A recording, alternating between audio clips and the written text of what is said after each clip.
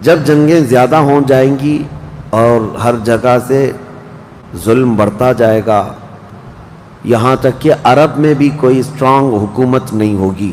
یہ حدیثوں کی روشنی میں اب میں آپ کو بتا رہا ہوں. وہ تو ابھی نظر آ رہی ہے کوئی اسٹرانگ حکومت نہیں، وہ کٹ پتلی ہے. کبھی اس کو امریکہ ہانکتا ہے، کبھی رشیا ہانکتا ہے، کبھی چائنا ہانکتا ہے. تو یہ عرب میں کوئی اسٹرانگ حکومت، مضبوط حکومت نہیں ہوگی. اور مسلمان جب زیادہ قتل ہونے لگیں گے تو سب اکثر ہجرت کر کے مدینے چلے جائیں گے. جو بچے ہوئے ہوں گے وہ مدینہ طیبہ کی طرف ہجرت کر جائیں گے. اب مدینہ طیبہ میں مسلمان رہ رہے ہوں گے، کیونکہ میرے آقا صلی اللہ علیہ وسلم کی حدیث ہے، ان الایمان لا یأزر الی المدینہ کما تأزر الحیۃ الی جحرہا. ایمان جو ہے مدینے سے نکلا ہے اور گھوم پھر کر کے پوری دنیا سے ایمان واپس مدینے میں ویسے ہی آ جائے گا جیسے سانپ اپنے سوراخ میں واپس آتا ہے. ایمان والے سب مدینے پہنچ جائیں گے. اب وہاں جانے کے بعد لوگوں میں یہ بات کثرت سے پھیل جائے گی کہ اب ان حالات کا مقابلہ کرنے کے لیے ہمیں کیا کرنا چاہیے. بہت مجبور ہو چکے، کوئی راستہ نظر نہیں آتا. تو اس وقت جو مدینے میں تھے علماء صلحاء سب بیٹھ کر کے مشورہ کرتے ہیں کہ ہم کو امام مہدی کو تلاش کرنا ہوگا. اور یہ وہ زمانہ ہوگا جب امام مہدی مدینے میں پیدا ہو چکے ہوں گے. یہ وہ زمانہ ہوگا جب امام مہدی مدینے میں ہوں گے. امام مہدی جن کی بشارت اللہ کے نبی صلی اللہ تعالیٰ علیہ وسلم نے اپنی حدیثوں میں عطا فرمایا، ان کا نام حضور کے نام پر ہوگا. ان کا نام محمد ہوگا اور ان کے والد کا نام بھی حضور کے والد کے نام پر ہوگا. اور اللہ کریم کی طرف سے بھیجے جانے والے اس روئے زمین کے وہ آخری خلیفہ راشد ہوں گے. مدینہ طیبہ میں وہ ہوں گے لیکن وہ اپنے آپ کو چھپا کر کے رہ رہے ہوں گے. اب لوگ جب انہیں تلاش کرنے ہوں گے، اس دوران کئی جھوٹے مہدی بھی تیار ہوں گے، کیونکہ امام مہدی کا چیپٹر سب نے پڑھا ہے. جھوٹے مہدی دعویٰ کریں گے لیکن مار کھائیں گے، مریں گے، جیلوں میں جائیں گے. یہ جھوٹے مہدیوں کا یہی ہوتا رہے گا. امام مہدی اپنے آپ کو چھپا رہے ہوں گے کہ کہیں لوگ مجھے پکڑ کر حاکم نہ بنا لیں، امام نہ بنا لیں.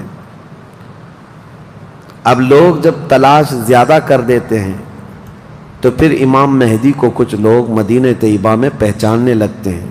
تو امام مہدی مدینہ چھوڑ کر مکہ آ جاتے ہیں، مکہ ہجرت کر کے آ جاتے ہیں.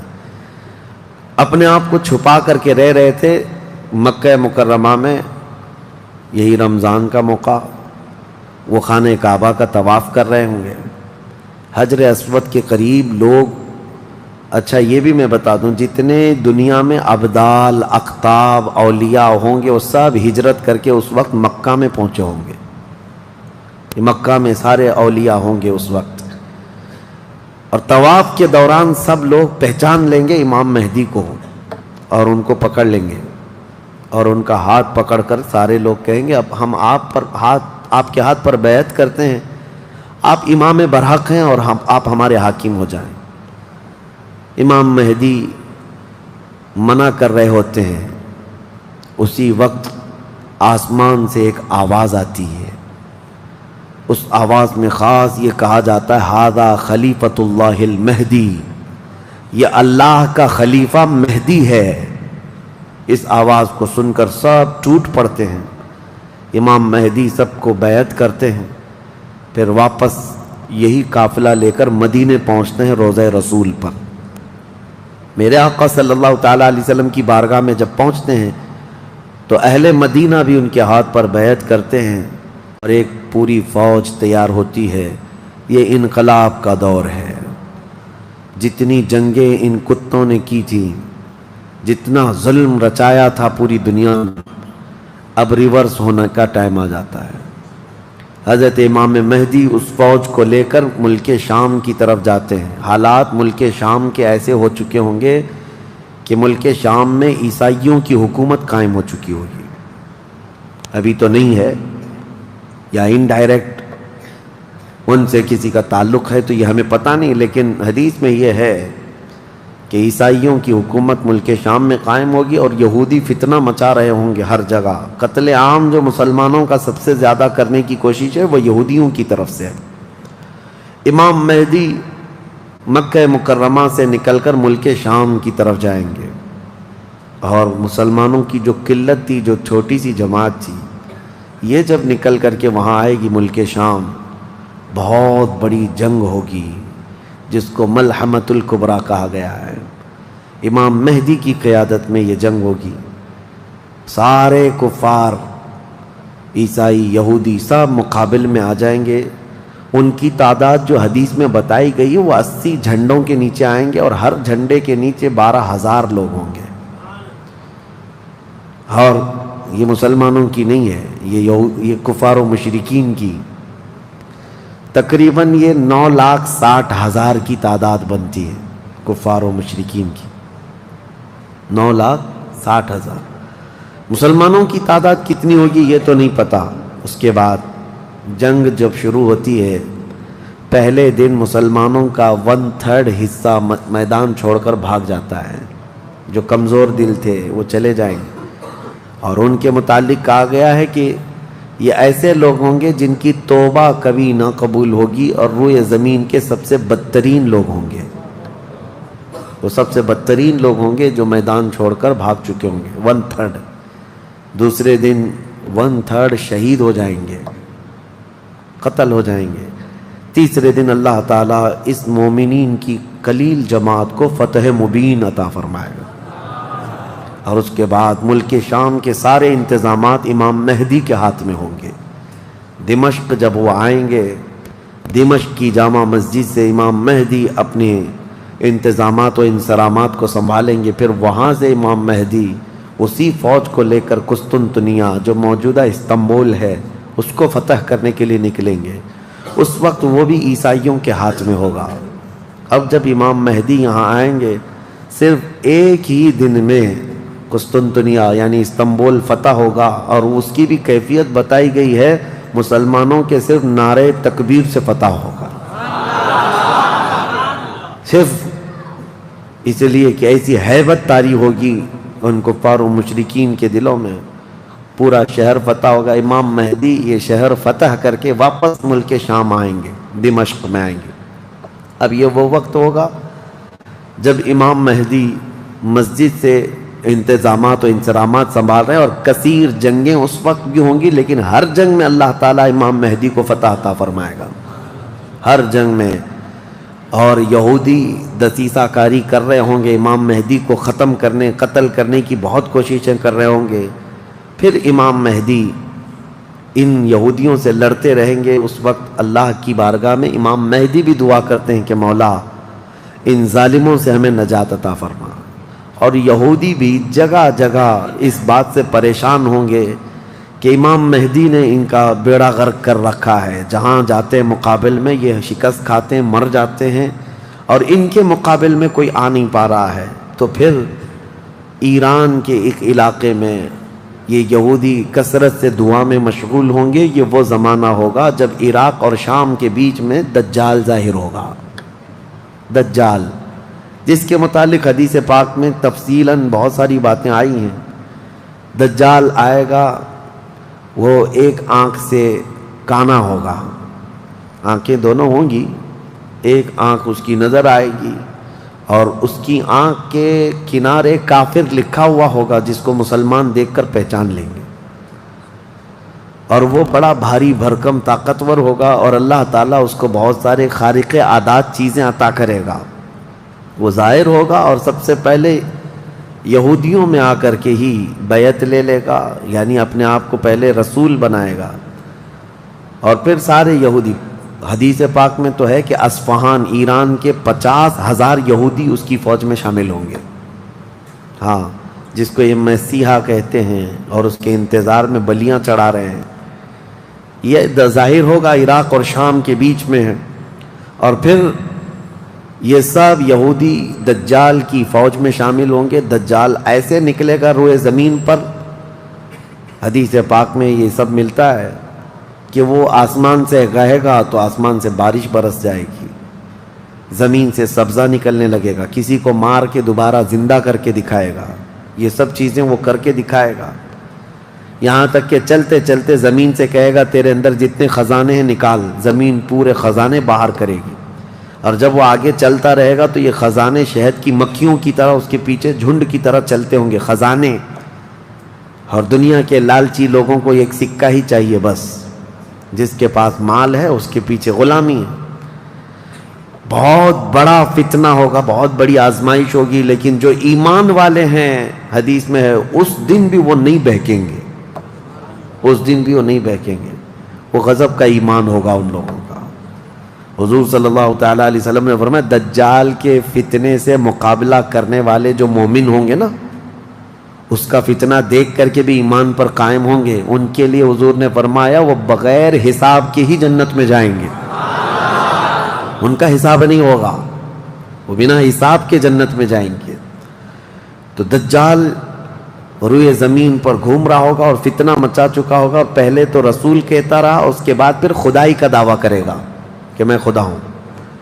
اس کی خدائی کو ماننے والے وہ یہودی بھی ہوں گے، عیسائی بھی ہوں گے، بہت سارے مسلمانوں میں بھی گمراہ ہو چکے ہوں گے، جن کا پہلے سے ایمان مضبوط نہیں تھا وہ اس کے پیچھے چل پڑیں گے، وہ ہزاروں کی تعداد میں لوگوں کو کافر بنا چکا ہوگا۔ میرے عزیزو، دجال تو بہت بڑی بڑی چیزیں دکھا رہا ہے، آسمان سے بارش برسا کر کے، زمین سے سبزہ اگا کر کے، اور اس وقت کئی لوگ گمراہ ہو جاتے ہیں۔ یہاں تو چھوٹی موٹے باباؤں کے پیچھے ہی گمراہ ہوتے ہیں، آج تو چٹھی نکال کر دکھا رہا ہے بابا، تو بھیڑ لگ چکی ہے کہ تم کیا کھائے ہو، کیا پیے ہو، کیا سوچ رہے ہو، چٹھی میں نکال کر کے دکھاؤں گا۔ چٹھی والے بابا کے پیچھے ہی ہزاروں چلے جاتے ہیں، تو دجال والے بابا کے پیچھے کتنے جائیں؟ لیکن حدیث پاک کی روشنی میں مفسرین نے، محدثین نے فرمایا کون لوگ اس دن محفوظ رہیں گے، کون لوگ اس دن محفوظ رہیں گے؟ دجال کی شکل جیسی بھی ہو، لیکن وہ جو چیزیں خارق عادات دکھا رہا ہوگا لوگ اچنبے سے دیکھ رہے ہوں گے۔ اچھا ایک بات اور بھی بتا دوں، آپ گھر میں بیٹھے ہوں، کوئی مسجد میں ہوں گے، شور آئے گا کہ وہاں پر خدا اتر پڑا ہے، نعوذ باللہ من ذالک، اور عجیب و غریب چیزیں دکھا رہا ہے، آسمان کو کہہ رہا ہے تو آسمان بارش برسا رہا ہے، زمین کو کہہ رہا ہے تو زمین خزانے نکال رہی ہے۔ کچھ لوگ جو گھر میں بیٹھے ہوں گے، توجہ یہ بہت اہم بات کہہ رہا ہوں، کہیں محفل میں ہوں گے، مسجد میں ہوں گے، جب یہ شور آئے گا تو کچھ کہیں گے کہ چلو ہم بھی جا کر دیکھ کے آتے ہیں، تو کچھ لوگ یہ کہہ کر کے اٹھیں گے اور جا کر کافر ہو جائیں گے، اور کچھ لوگ وہ ہوں گے جو جیسے سنیں گے اپنے آپ کو گھر میں ایسے مضبوط بند کر لیں گے کہ ان کو ہوا آنے کی بھی خواہش نہ رہے، اس طرح اپنے آپ کو محفوظ کر لیں گے۔ اور بزرگوں نے لکھا ہے کہ اس وقت اس کے فتنے عروج پر ہوں گے، لوگوں میں صرف اور صرف چرچا یہی ہوگا۔ اسی لیے میں اکثر یہ میڈیا کو دجالی میڈیا کہتا ہوں، اس کی وجہ یہی ہے کہ دجال کے آدھے سے زیادہ کام یہ میڈیا والے کرتے ہیں، سب جگہ پھیلائیں گے افواہیں، بہت جھوٹ کو سچ کر کے دکھاتے رہے، سچ کو جھوٹ کر کے دکھاتے رہیں، یہ میڈیا یہی سب کام کرتی رہے گی۔ اس وقت کون لوگ محفوظ رہیں گے؟ بزرگوں نے لکھا ہے دجال کے قریب بھی جائے گا کوئی بندہ، لیکن اس کو دیکھ کر نہیں گمراہ ہوگا، تو یہ کون ہوگا؟ جس کا سینہ حضور کی محبت سے بھرا ہوگا، یہ وہی ہوگا، یہ وہی ہوگا جس کے لیے اعلیٰ حضرت نے فرمایا نا، تیرے قدموں میں جو ہیں غیر کا منہ کیا دیکھیں، حضور کے قدموں میں جو پڑے ہیں وہ غیر کا منہ کیا دیکھیں، کون نظروں میں جچے دیکھ کے تلوا تیرا۔ اب یہ دجال گھومتا ہوا جب فتنہ بہت برپا کر چکا ہوگا، مکہ جائے گا، پہلے یہ یمن جائے گا، یمن میں بھی بہت فتنہ پھیلائے گا، اس کے بعد پھر مکہ آئے گا، مکہ کی سرحدوں کو اللہ تعالیٰ فرشتوں سے محفوظ کر رکھا ہوگا، فرشتے اسے داخل ہونے نہیں دیں گے، ماریں گے اور داخل نہیں ہو سکے گا۔ پھر مدینہ جائے گا، مدینہ طیبہ اپنی پوری فوج لے کر کے داخل ہونے کی، 2 شہروں کے علاوہ پوری دنیا کے ہر شہر گھومے گا، ہر شہر گھوم چکا ہوگا 2 شہروں کے علاوہ، مکہ مکرمہ، مدینہ طیبہ۔ مدینہ طیبہ کے سرحد پر آئے گا، وہاں پر بھی اللہ کے فرشتے پہرا دے رہے ہوں گے، میرے مصطفیٰ کا شہر ہے، دجال نہیں آ سکتا۔ لیکن اس کا شہرہ جب مدینے کے باہر بہت پھیل چکا ہوگا، مقام جرف ایک جگہ ہے، وہاں تک وہ پہنچ چکا ہوگا جہاں آج بادشاہ نے ایک پیلس بنایا ہوا ہے۔ ان لوگوں نے ایک پیلس بنا کر رکھا ہے وادی جرف میں، وہاں تک پہنچے گا تو مدینہ طیبہ کے ایک عالم وہ جائیں گے، اس سے مناظرہ کریں گے، ڈیبیٹ کریں گے۔ صرف مناظرے کے کرنے کی وجہ سے اس عالم دین کو وہ قتل کر دے گا، قتل کر کے اس کے بعد پھر ان کو دوبارہ زندہ کرے گا، اور اس کے بعد کہے گا کہ دیکھا میری طاقت۔ اس عالم دین کا کہنا ہوگا اب تو مجھے تیرے دجال ہونے پر اور زیادہ یقین ہو گیا، اس لیے کہ میں نے میرے مصطفیٰ سے سنا ہے وہ مار کر کے دوبارہ زندہ کرے گا۔ اور اس عالم کا دوسرا چیلنج یہ ہوگا کہ میں نے اپنے حبیب سے ایک اور بات سنی ہے، اب کی بار اب تو مار کر کے دکھا۔ دوسری بار حدیث پاک میں ہے دوسری مرتبہ اس عالم کو قتل کرنے کی 1000 کوشش کرے گا لیکن مار نہیں سکے گا۔ وہ عالم ربانی بیان کریں گے، اللہ کے نبی صلی اللہ علیہ وسلم کی بیان کی ہوئی علامات یہی ہیں، ایک بار قتل کر کے اٹھائے گا لیکن دوبارہ وہ مار نہیں سکے گا۔ یہ فتنہ پھیلا ہوگا دجال کا، اور یہ گھومتے پھرتے ملک شام پہنچے گا جہاں امام مہدی ہوں گے۔ امام مہدی یہودیوں سے جنگ کرتے کرتے اور دجال کے فتنوں سے فیس کرتے کرتے میں وہاں پر ہوں گے، ملک شام میں، دمشق میں، دعا کر رہے ہوں گے اللہ ان کے فتنوں سے بچا۔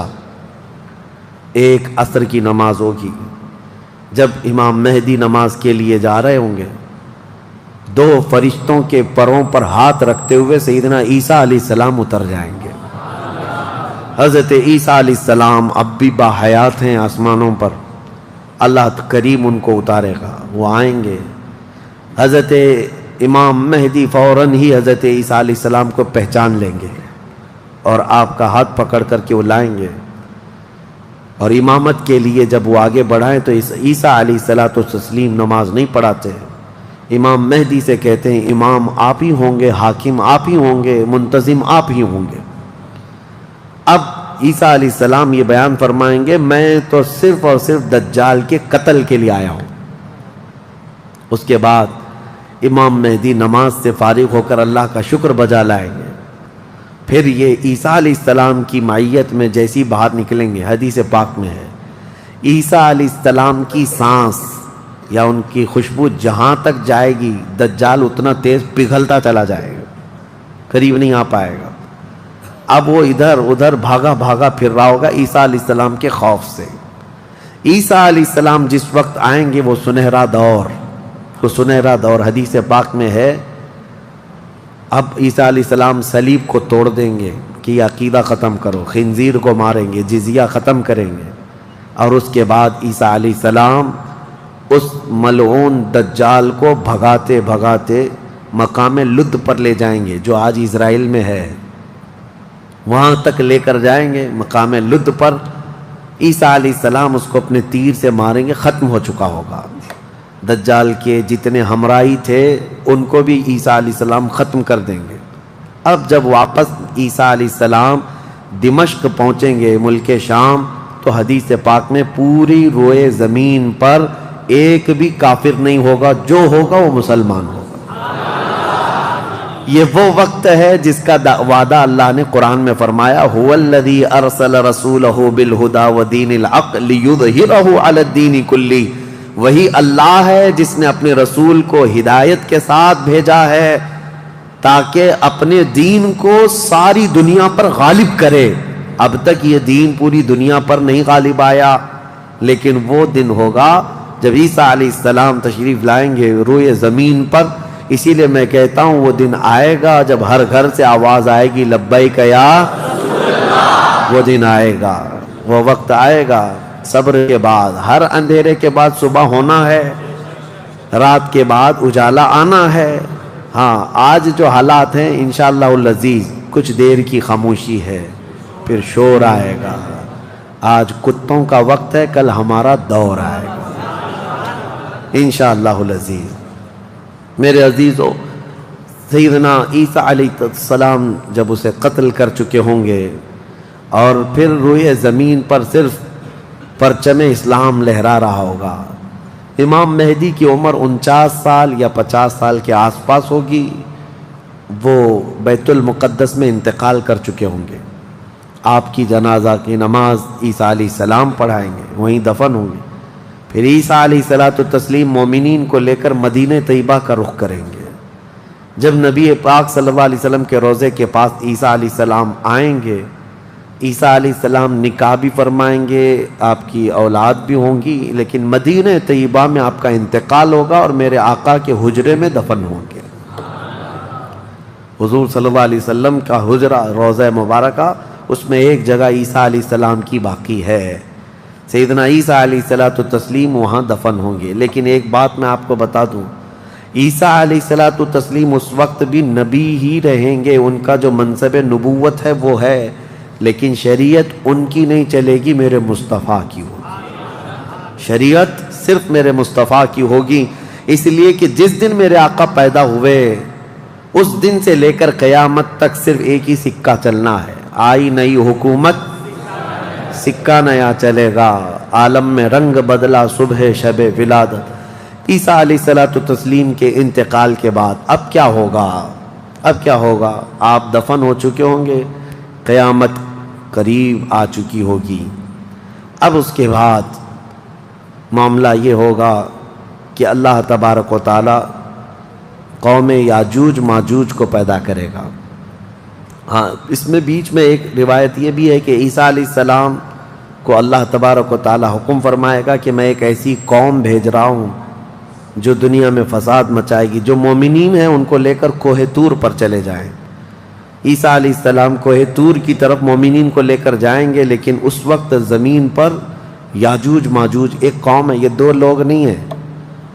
بہت سارے لوگوں کے ذہن میں ایسی بات آتی، یاجوج ماجوج دو آدمی ہوں گے، دو آدمی نہیں، یہ بہت بڑی فوج ہے، بہت بڑی فوج ہے، اور یہ ابھی موجود ہے، یافس بن نوح کی اولاد میں سے یہ ایک جزیرے میں قید ہے، وہ واللہ عالم، لیکن قرآن میں 16ویں پارے میں اس کا ذکر ہے کہ حضرت سکندر ذوالقرنین نے ایک لوہے کی پگھلا کر کے پہاڑوں کے بیچ دیوار بنا کر ان کو قید کر رکھا، یہ قوم آ نہیں سکتی، لیکن قیامت کے قریب وہ سد سکندری جو باندھی ہوئی دیوار ہے وہ ٹوٹ کر گر جائے گی، یاجوج ماجوج پورے باہر نکل آئیں گے، اور جیسے آئیں گے وہ جس ندی کے کنارے سے گزریں گے پورا پانی پی جائیں گے، وہ جو درخت ملے جو کچھ بھی ہو سب کھا جائیں گے، کچھ بھی نہیں، یہاں تک کہ یہ وہ زمانہ ہوگا حضرت عیسیٰ علیہ السلام ابھی موجود ہوں گے، ان کے انتقال سے پہلے ہی یہ یاجوج ماجوج آئیں۔ ایک بیل کا سر جو ہے 100 دینار میں مل رہا ہوگا، 100 سونے کے سکے، اور اس کو بھی لوگ غنیمت سمجھیں گے، اتنی مہنگائی کوئی چیز ہی نہیں مل رہی ہوگی، سب یہ کھا کر چٹ کر چکے ہوں گے۔ پھر عیسیٰ علیہ السلام کی دعا سے ہی اللہ کے نبی عیسیٰ علیہ السلام یہ عرض کریں گے، مولا اس ظالم یاجوج ماجوج سے ہمیں نجات عطا کر۔ اللہ تبارک و تعالیٰ ایک بیماری ان کی گردن میں پیدا کرے گا، وائرس آئے گا ان کو بھی، یاجوج ماجوج کو، اب اللہ عالم اس وقت کا کون سا کورونا ہوگا، کون سا آئے گا، لیکن اس وائرس سے ایک ہی دن میں وہ پوری فوج مر جائے گی، اور مرنے کی وجہ سے پوری روئے زمین پر اتنی بدبو پھیل جائے گی، تعفن، اٹھانے والا کوئی نہیں ہے ان کی لاشیں۔ تو پھر یہ بھی ملتا ہے روایت میں کہ اللہ تعالیٰ لمبی بڑی گردنوں والے پرندے بھیجے گا، وہ پرندے ان کی لاشیں اٹھا کر کے جنگلوں کی طرف چلے جائیں گے، پھر اللہ تعالیٰ بارش برسائے گا، اتنی تیز بارش برسے گی کہ پوری زمین پاک ہو چکی ہوگی، یاجوج ماجوج کا فتنہ ختم ہوگا، عیسیٰ علیہ السلام کا انتقال ہوگا، پھر اچانک ایک جانور باہر آئے گا جس کو دابۃ الارض کہا گیا ہے، یہ آئے گا، یہ آ کر کے اپنے ایک ہاتھ میں موسیٰ علیہ السلام کا عصا اور ایک ہاتھ میں سلیمان علیہ السلام کی انگوٹھی، یہ دونوں لے کر کے زمین پر گھومتا رہے گا۔ جو مومن ہوگا اس کی پیشانی پر سلیمان علیہ السلام کی انگوٹھی سے نشان لگا دے گا، جو کافر ہوگا موسیٰ علیہ السلام کے عصا سے اس پر لکیر کھینچ دے گا، جس کے لیے وہ نشانی لگا دیا وہ اسی حالت میں مرے گا. اور اس کے بعد پھر حدیث پاک میں ہے دابۃ الارض چلا جائے گا. پھر ہوگا یہ کہ ایک دن لوگ تھک کر کے سوئے ہوں گے, دھواں دھواں نظر آتا رہے گا ہر جگہ دھواں دھواں, لوگ پریشان ہوں گے. اور اس کے بعد سوئیں گے تو رات اتنی لمبی ہوگی کہ لوگ اکتا جائیں گے, سو کر اٹھیں گے پھر سوئیں گے, سو کر اٹھیں گے پھر سوئیں گے. بچے جو ہے چیخ مارتے رہیں گے, اور پھر جانور اپنی کھیتیوں کی طرف بھاگنے کے لیے بے قرار ہوں گے. لیکن رات لمبی ہوگی, 3 راتوں کے برابر ایک رات ہوگی, 3 بڑی راتوں کے برابر ایک رات کٹتی نہیں ہوگی. لوگ تھک چکے ہوں گے سو کر کے. اس کے بعد پھر اچانک چھوٹی چھوٹی روشنی آئے گی سورج کی. لوگ چیخ مارتے ہوئے خوشیوں سے باہر آ جائیں گے کہ اجالا آ گیا. پہلے تو لوگوں کو یہ لگ رہا تھا کہ اب اندھیرا ہے, اب سورج آئے گا ہی نہیں. لیکن جیسی روشنی آنے لگے گی سب بھاگ کر کے باہر آئیں گے. لیکن دیکھیں گے اس وقت تو سورج جو ہے پچھم کی طرف سے نکل رہا ہوگا. ابھی سورج کہاں سے نکلتا ہے؟ پورب, ایسٹ سے نا, مشرق سے. اس دن سورج ویسٹ کی طرف سے, مغرب کی طرف سے نکل رہا ہوگا, پچھم کی طرف سے. پہلے ہلکا ہلکا نکلے گا سورج. یہ دیکھ کر کے جو لوگ بہت لمبا سو کر کے آئے ہوں گے گھبرا جائیں گے کہ آج کیا ہوا. یہ وہ دن ہوگا کہ میرے آقا نے فرمایا توبہ کا دروازہ بند ہو چکا ہوگا. اس کے بعد پھر کسی کا ایمان بھی قبول نہیں, کسی کی توبہ بھی قبول نہیں. یہ لاسٹ دن ہے توبہ کا. لاسٹ دن کیا, اس سے پہلے جو گزری رات لاسٹ تھی. سورج نکل کر کے آئے گا دھیرے دھیرے دھیرے. اس کے بعد دوپہر کا وقت جتنا ہوتا ہے اتنے وقت تک وہ آئے گا, اور اس کے بعد پھر واپس مغرب کی طرف ہی چلا جائے گا. ایسا نہیں کہ پچھم سے نکل کر کے پورب میں ڈوبے گا. آدھے تک آئے گا دوپہر تک, اور اس کے بعد سورج پھر اپنے معمول کے مطابق جیسی روٹین ہے واپس پھر پچھم کی طرف چلا جائے گا, ڈوب جائے گا. یہ آخری دن ہے. اب کسی کا ایمان کام نہ کرے گا, اب کسی کی توبہ کام نہ کرے گی. اب معاملات کیا ہوں گے؟ دھیرے دھیرے مومنین کا انتقال شروع ہوگا. تو نئے مومن نہیں ہوں گے, مومن انتقال کرتے جائیں گے, حکومتیں پھر سے ختم ہو جائیں گی. ایک روایت یہ بھی ملتی ہے جہجہ نام سے ایک اور بزرگ جو حکومت کریں گے چند سال, لیکن اس کے بعد پھر عادل حکمران نہیں آئیں گے, ختم ہوتے چلے جائیں گے. اب مسلمانوں کی تعداد جب گھٹنے لگے گی تو پھر بے حیائی بہت بڑھ جائے گی, اتنی کہ کھلے عام زمین پر سب کچھ ہونے لگے گا. ننگا پن, جانوروں کی طرح لوگ زنا کرتے رہیں گے. سڑکوں پر, روڈوں پر, راستوں پر سب کھلے عام گناہ ہو رہے ہوں گے. بے حیائی بڑھ چکی ہوگی. یہاں تک کہ حبشیوں میں سے, کالے لوگوں میں سے ایک جماعت جائے گی خانہ کعبہ کو بھی گرا دے گی. یہ وہ زمانہ ہوگا جب مومنین ختم ہو چکے ہوں گے. اب اس کے بعد ایک ٹھنڈی ہوا چلے گی, نرم. اس کے متعلق فرمایا گیا بہت نرم ہوا, میٹھی ہوا چلے گی, اور پوری دنیا میں چلے گی. جو مومن ہوگا وہ ہوا ان کے بغلوں سے گزرے گی تو وہ اسی وقت انتقال کر جائیں گے. ایمان والے ختم ہو چکے ہوں گے. اب میرے آقا صلی اللہ علیہ وسلم فرماتے ہیں روئے زمین پر اللہ اللہ کہنے والا کوئی بھی باقی نہیں رہے گا. یہ اینڈ لاسٹ مومنٹ پر میں آ رہا ہوں, ختم ہونے کے قریب ہے. سب مومنین انتقال کر چکے ہوں گے اس ہوا کے بعد.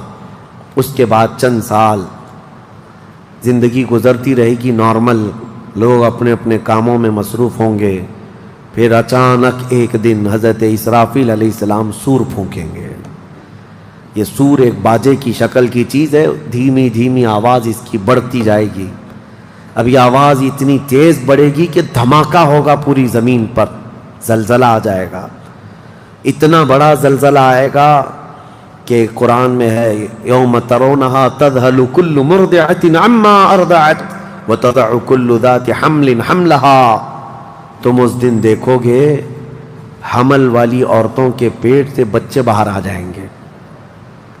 ہر آدمی جو دودھ پلانے والی ماں جو ہے بچے کو لے کر بیٹھی ہوگی, اس آواز پر وہ بچے کو اٹھا کر پھینک دے گی. کوئی ماں اپنے بچے کو پھینکے گی؟ لیکن وہ دن ہوگا جب ماں اپنے بچے کو پھینک دے گی، حاملہ عورت، اس کا پیٹ نکل کر کے بچہ باہر آ چکا ہوگا، لوگ جو جو کام کر رہے ہوں گے وہیں پر سب اپنے کام چھوڑ چکے ہوں گے، اور اس کے بعد پھر اسی سور کی آواز کے بڑھتے بڑھتے جب زمین میں زلزلے آئیں گے سب ختم ہو چکے ہوں گے، سب کی موت ہوگی۔ پھر اللہ فرماتا ہے وَتَكُونُ الْجِبَالُ كَالْعِهْنِ الْمَنْفُوشِ، پہاڑوں کو دھنی ہوئی روئی کی طرح اڑایا جائے گا۔ اِذَا الشَّمْسُ كُوِّرَتْ وَإِذَا النُّجُومُ انْكَدَرَتْ وَإِذَا الْجِبَالُ سُيِّرَتْ، جب تم دیکھو گے سورج کو کالا کر دیا جائے گا، تارے آپس میں ٹکرا دیے جائیں گے، پھاڑ دیے جائیں گے، اور سمندروں میں آگ لگا دی جائے گی، یہ سب پوری دنیا تہس نہس ہو چکی ہوگی، ختم، یہ قیامت ہے۔ اس کے بعد پھر سارے جب فنا ہو چکے ہوں گے، اللہ تعالیٰ اسرافیل علیہ السلام کو بھی موت عطا کرے گا، اور روح نکالنے والے فرشتے اسرائیل علیہ السلام کو بھی موت عطا کرے گا۔ اب کون باقی رہے گا؟ کل من علیہا فان ویبقى وجہ ربک ذو الجلال والاکرام، ہر شے فنا ہو چکی ہوگی، باقی رہنے والی ذات صرف تمہارے رب کی ہوگی۔ اس کے بعد مولا کریم کو جب منظور ہوگا اسرافیل علیہ السلام کو اٹھائے گا، اور پھر سور پھونکنے کا حکم ہوگا، دوبارہ سور پھونکا جائے گا۔ اب وہ جو منظر ہے وہ ایک الگ دنیا ہے، وہ ایک الگ دنیا ہے، عالم آخرت ہے۔ جب سور پھونکا جائے گا تو آدم علیہ السلام سے لے کر قیامت تک جتنے انسان جنات آئے تھے سب کو اٹھایا جائے گا۔ حدیث پاک میں ہے اب وہ دوسرے سور سے، نفخہ ثانیہ سے سب سے پہلے جو اٹھے گا میرے آقا صلی اللہ علیہ وسلم اپنی قبر سے اٹھیں گے۔ حضور نے فرمایا دوسرے سور کے بعد میں اپنی قبر سے اس طرح اٹھوں گا کہ میرا ایک ہاتھ ابو بکر کے کندھے پر ہوگا، دوسرا ہاتھ عمر فاروق کے کندھے پر ہوگا۔ اس شان سے میرے آقا صلی اللہ تعالیٰ علیہ وسلم میدان قیامت میں آئیں گے، اور اس کے بعد کے جو مناظر ہیں ہر آدمی کو کھڑا کر دیا جائے گا، ہر انسان کو میدان میں کھڑا کر دیا جائے گا، اور تمہیں چاہے تم کو مٹی کھا چکی ہو، تم کسی کی غذا بن چکے ہو، تم کو جلا دیا گیا ہو، تم کو پانی میں غرق کر دیا گیا ہو، کسی بھی حالت میں ہو، اور رب قدیر فرماتا ہے جب ہم نے تم کو نطفے سے پیدا کیا پورا انسان، تو تمہارے جلا کر خاک ہو جانے کے بعد تمہاری راکھ سے بھی وہ تم کو دوبارہ زندہ اٹھائے گا۔ جب تمہیں زندہ اٹھایا جائے گا پھر یہ میدان ہوگا، یہاں پر جو کھڑا کر کے حساب کتاب کا دن ہوگا وہ 50,000 سال کے برابر کا ہوگا۔ اب یہ ایک لمبی داستان ہے میرے عزیزو، وہاں کے جو حالات ہیں، اس دن ایک آواز آ رہی ہوگی جس کو قرآن میں اللہ نے فرمایا لمن الملک اليوم، اللہ فرمائے گا آج کی بادشاہت کس کی ہے، آج کی بادشاہت کس کی ہے؟ پھر مولا خود فرماتا ہے للہ الواحد القہار، ایک قہر کرنے والے خدا کی آج حکومت ہے۔ جو اکڑتے تھے، جو گھمنڈ کرتے تھے، سب کو کھڑا کیا جا چکا ہوگا، اور فرشتے پکار رہے ہوں گے این الجبارون این المتکبرون، کہاں ہیں غرور میں چلنے والے، کہاں ہیں اکڑ میں رہنے والے، سب جمع ہو جاؤ۔ سب کے گناہ ان کی پیشانیوں سے ظاہر ہو رہے ہوں گے، کسی کو داغ داغ کر کے فرشتے نشان بنا رہے ہوں گے کہ یہ چور ہے، یہ زانی ہے، یہ شرابی ہے، یہ حرام خور بھی کرتا رہا، سب کی الگ الگ نشانیاں بنائی جا رہی ہوں گی۔ اس بھرے محشر کے میدان میں ہمارے لیے کون ہے میرے عزیزو؟ ہم اسی رب ذوالجلال کو منانے کے لیے آج آئے ہیں۔ اس تصور کے ساتھ اب ہم کھڑے ہو کر اس کا ذکر کریں گے کہ مولا آج ہم تجھے منا رہے ہیں، تو ہم سب سے صلح فرما لے، کل بھری قیامت کے دن ہمیں ننگا اور ذلیل ہونے سے محفوظ فرما لے، اور قیامت کا دن ہوگا انشاءاللہ العزیز میرا رب اسی ذکر کی مجلس کی برکت سے ہماری بخشش کا اعلان فرمائے گا۔